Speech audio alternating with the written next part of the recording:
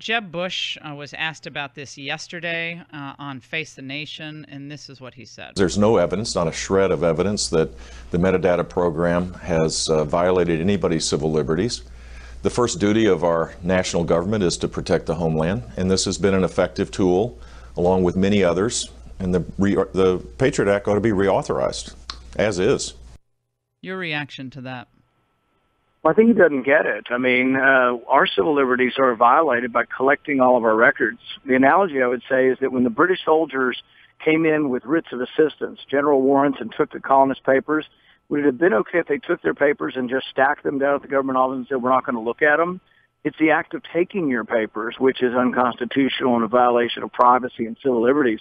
So taking the papers from us, and it sort of gets to this question. It's a technological or digital question. In the digital era, your papers used to be in your castle. Man or woman's home was a castle, was privileged. But now our records are in a cloud. Do we have any right to them? Do we have any right to privacy?